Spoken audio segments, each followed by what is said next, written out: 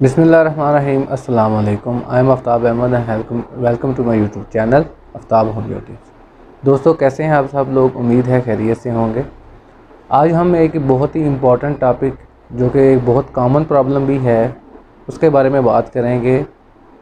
और ये बहुत सारे लोगों को ये मसला रहता है कि जिनको खाने के बाद बहुत ज़्यादा डकारें आने लगती हैं, बहुत ज़्यादा बेल्चिंग होती है, नाउज़िया होता है, वॉमिटिंग की फीलिंग आती है, उल्टी मतली के इस तरह की प्रॉब्लम्स का सामना करना पड़ता है और डकारें बार बार आती हैं। दिल पे बोझ बनता है, मैदे में ऐसा लगता है जैसे खाना पड़ा रह गया है। और इस तरह की प्रॉब्लम्स जो हैं वो बहुत ज़्यादा तकलीफ़ का बायस बनती है। ख़ास तौर पे जो लोग रात का खाना खा के सोते हैं, उनको सारी रात जो है वो सीने पे जलन, खट्टी डकारें, मुंह में कड़वा जायका और इस तरह की प्रॉब्लम जो हैं वो फेस करनी पड़ती हैं। तो दोस्तों, जानते हैं इसकी वजह क्या है और इसके लिए कौन कौन सी होम्योपैथिक मेडिसिन इस्तेमाल की जा सकती हैं। तो इस वीडियो को मुकम्मल देखिए, बहुत ही इंफॉर्मेटिव वीडियो है आज के। तो दोस्तों, शुरू करते हैं।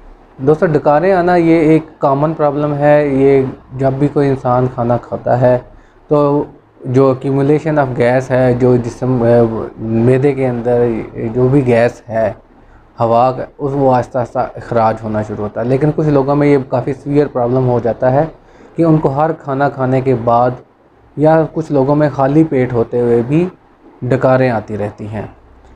और कुछ लोग जो रात को सोते हैं खाना खा के, उसके बाद उनके सीने में जलन, हार्ट बर्न और खट्टी डकारें भी उनको फील होती हैं, वो सुकून से सो नहीं पाते। इसकी कुछ वजूहात ये हैं कि दोस्तों, जो लोग ज़्यादा जल्दी से खाना खाते हैं, खाने के दौरान बातें करते हैं, या बहुत ज़्यादा एयर जो है वो एक्यूमुलेट कर लेते हैं, बहुत ज़्यादा हवा खाने के दौरान वो उनके अंदर चली जाती है मैदे में, तो वो अंदर जाके ट्रैप हो जाती है। और जैसे ही वो खाना खाते हैं, उससे उनको एक फुलनेस का एहसास होता है, जैसे मैदा भर गया है, उसके अंदर मज़ीद गुंजाइश नहीं है। तो अमूमन कुछ लोग थोड़ा सा खाना खा के छोड़ देते हैं। उसके बाद उनको बेचैनी की कैफियत पैदा होती है और उनको बार बार जो है वो डकारें आने लगती हैं, सीने पे बोझ बनता है। ख़ास तौर पे अपर जो एब्डोमेन एरिया है, उसमें बहुत ज़्यादा प्रेशर और तनाव महसूस होता है। तो ऐसी सूरत हाल में दोस्तों, इस कंडीशन से उनकी जो रोज़मर्रा की रूटीन है वो काफ़ी डिस्टर्ब हो जाती है।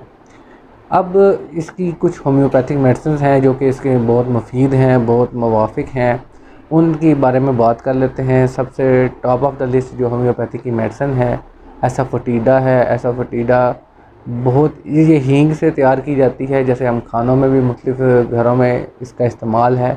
और जिन लोगों के खानों में हींग थोड़ी सी चुटकी बराबर इस्तेमाल की जाती है, उनमें गैस्ट्रिक इश्यूज़ काफ़ी हद तक कम हो जाते हैं।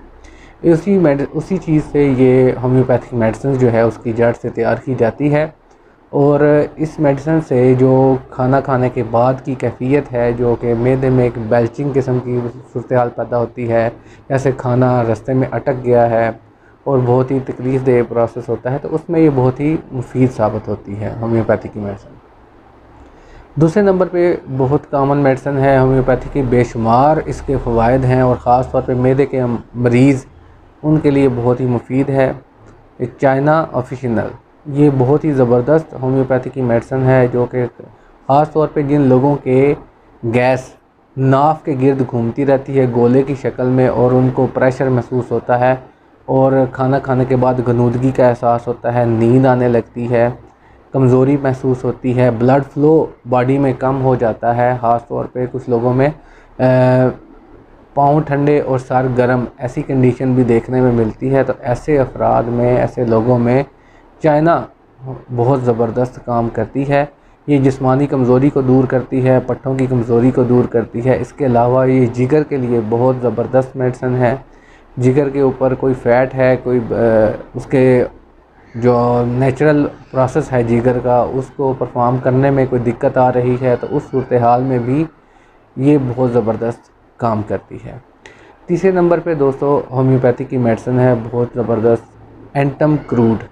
एंटम क्रूड ख़ास तौर पे उन लोगों के लिए जिनके मैदे में बहुत ज़्यादा तेज़ाबियत बनती है, उनकी ज़ुबान के ऊपर सफ़ेद रंग की तह अक्सर देखने को मिलती है और वो खुरेद खुरेद के वो तह भी उतारते हैं। और उनका खाना जो है वो बर्पिंग की शक्ल में खाना खाने के बाद या खाना खाए बगैर भी उन लोगों को ये सीने पे जलन और बोझ महसूस होता है और वॉमिटिंग की सी कैफियत पैदा होती रहती है।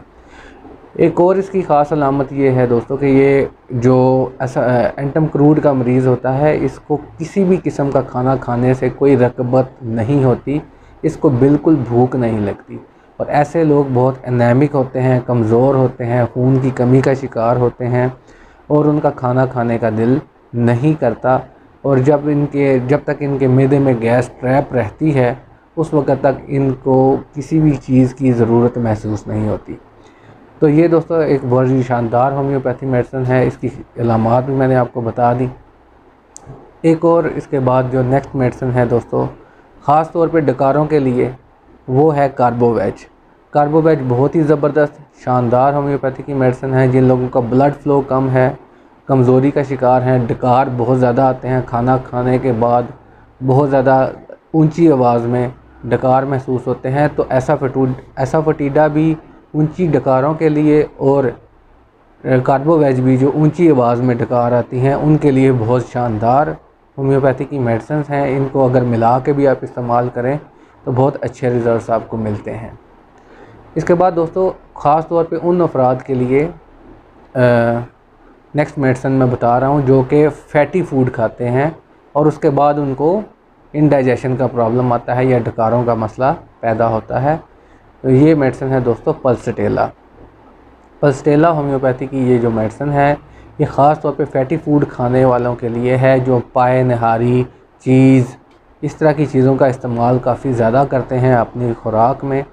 तो उन लोगों को चाहिए कि साथ में ये मेडिसिन का इस्तेमाल करें। इसकी पेन जो है वो बॉडी में मुख्तलिफ़ जगहों पे होती रहती है। जब गैस ट्रैप होती है तो मैदे के कभी एक हिस्से में कभी दूसरे हिस्से में चुभनदार दर्द महसूस होता है। तो ऐसे अफराद की इंडाइजेशन के मसले को हल करने के लिए और इस प्रॉब्लम को दूर करने के लिए ये मेडिसिन बहुत ही शानदार काम करती है।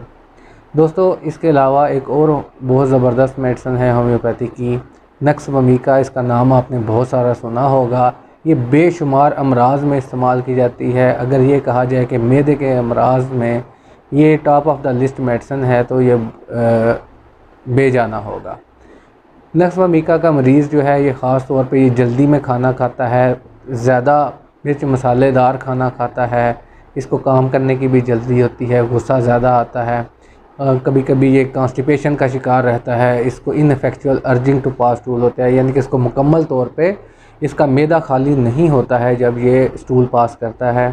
तो ऐसे अफराद में ये बहुत ज़बरदस्त काम करती है। इसके अलावा नक्स वमीका के मरीज़ में सीने की जलन एक ख़ास अलामत आपको देखने में मिलेगी कि खाना खाने के बाद उनकी सोर रक्टेशन होती है, मुंह से जो डकार भी आएगी उसमें भी एक कड़वा जायका होगा या उसके अंदर बदबू महसूस होगी। तो ऐसे अफराद के लिए ये नक्स वमीका बहुत अच्छा काम करती है।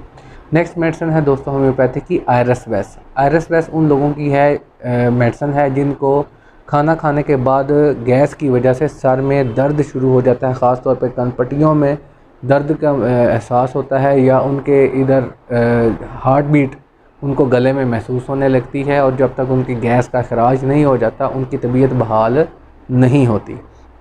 ऐसे अफराद में अमूमन खाने का जायका जो होता है उसकी डकार आती है, जो खाना खाया हो उसी जायके की डकार आती है। तो ऐसे अफराद में आयरस वेस बहुत अच्छा काम करती है। आयरस वेस इसके अलावा जो है ये माइग्रेन की बहुत अच्छी मेडिसिन है और क्योंकि मैंने इसकी अलामात में भी आपको बताया कि आयरस वेस से जो है वो कनपट्टियों में और सर में दर्द होता है, तो इसी तरह ये माइग्रेन के जो पेशेंट होते हैं जो कहते हैं हमें सारी ज़िंदगी हो गई है, हमारा ये मसला हल नहीं हुआ, तो उन अफराद के लिए ये आयरस वेस बहुत ही ज़बरदस्त काम करती है सर दर्द में भी, और इसके अलावा बेल्चिंग और ये जो डकारों का प्रॉब्लम है उसमें बहुत अच्छा काम करती है। दोस्तों इसके अलावा भी काफ़ी सारी मेडिसिन हैं होम्योपैथी में जो कि इस मसले के लिए इस्तेमाल की जा सकती हैं। बाकी अलामात के मुताबिक आप अपनी मेडिसिन का इंतखाब कर सकते हैं। अगर आपको समझ नहीं आती तो बेहतर है कि आप एक काबिल होम्योपैथिक डॉक्टर जो आपके करीब हैं उनके पास ज़रूर जाएं, अपना मसला डिटेल से बयान करें।